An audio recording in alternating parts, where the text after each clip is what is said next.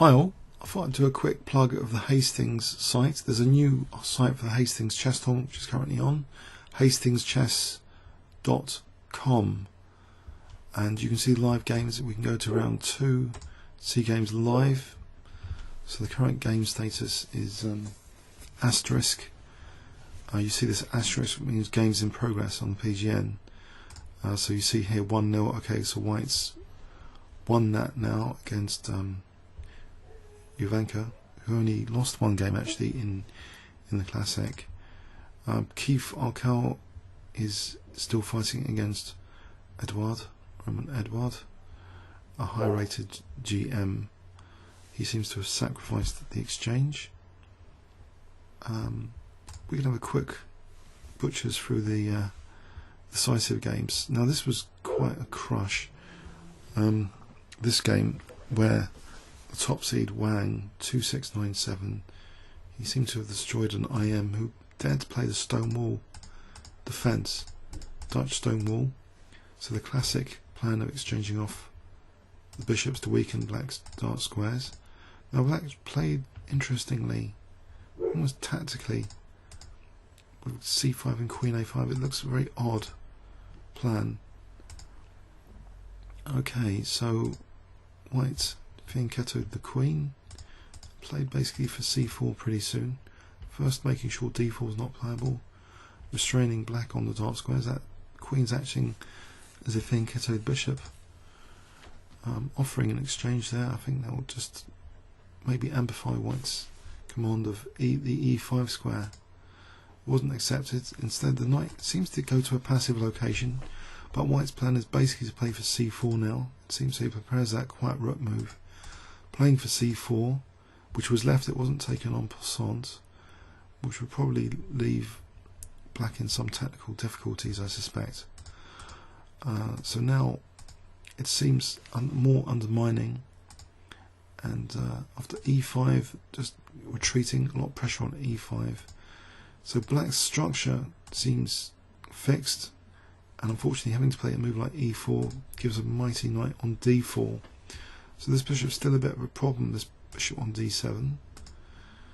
And now it seems, White's threatening a menacing c5 check, but at the moment Black's not worried, I guess because of queen d5. And he has to protect a7. So rook a5 supports, I guess, well, it's attacking f5, provoking further weakness and weakening the diagonal. So bishop f1 now. c5 is a serious threat with the idea of bishop c4. So the king moved. c5, big pass pawn. Now c6 is a very serious threat, carrying with it. I think the king moved here, and at the moment the pawn is pinned to c1. If the bishop moves, I think there's knight b5 is the crushing move. Where does the rook move to? I think that will be end of the game. The end of the game. So this king move looks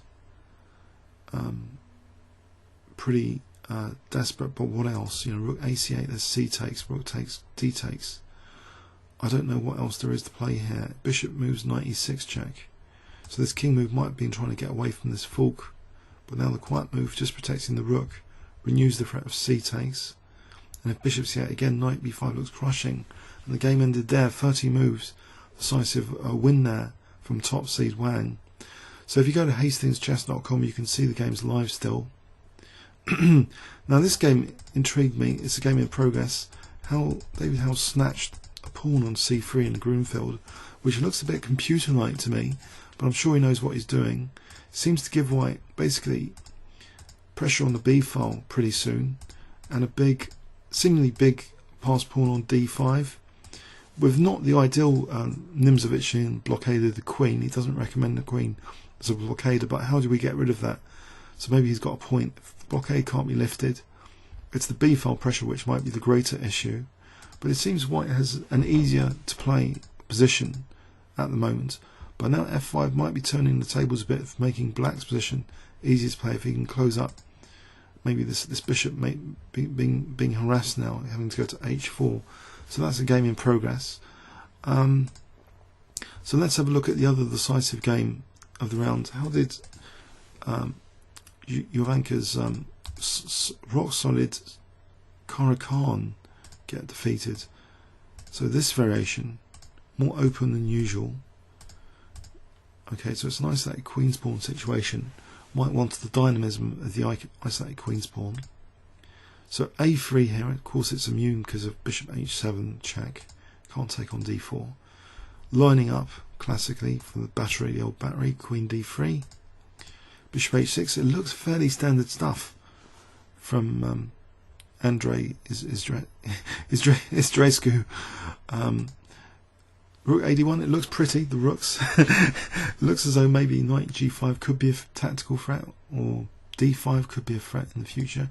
At the moment d5 looks to be under lock and key, but now maybe not, so d5 looks more on the cards after that. Bishop's tucked in on a2, blockade. Still blockade out h4, offering h-pawn. Is that taken? No, probably too dangerous because of g3 and maybe king g2 and rook h1, I guess. Or there might be some other sinister tactical reason about this why it can't be taken.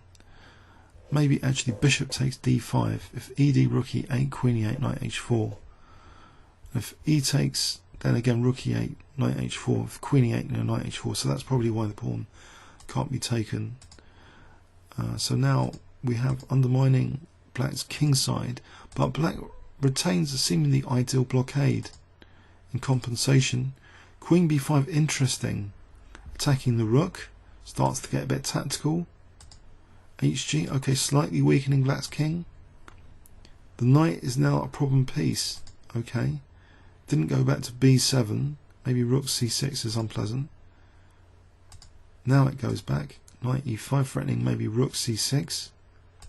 Also the knight of course is unpre, it's not, after that protection is disconnected. Queen d3, not rook c6. Okay, so queen d3 might be threatening now. Knight takes g6. It seems the threats are increasing a little bit. Bishop g5, not completely sure. Again, there's threats like rook c6 though, and it looks a bit dangerous. Now there's a direct threat of queen f7. So it seems, yes, the isolated queen's pawn position is crumbling. Unless there's a new blockade on knight f5. No, not really, because queen takes b7. So it's double attack on b7 and f7. Whoops.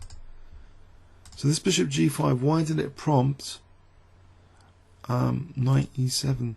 Well, maybe it does carry with it the threat of queen f3 anyway. So maybe this position was difficult to defend. So this looks like a terrible blunder, but maybe it was difficult anyway. So queen f3 hitting f7 and b7. So the Keith Arkell game is in progress. Let's have another look at that. Actually, I'm not sure we had a look. Sorry, just earlier. So Keith is seemingly good position from the opening and got into his favourite sort of endgame scenario. Well, without the queens on anyway. But is about to lose, I think, the exchange now, because knight g4 is winning the exchange. If the rook moves rook d3, he's purposely sacrificing the exchange. For how many pawns? 1, 2, 5. For a pawn, is it enough to be the exchange down for a pawn?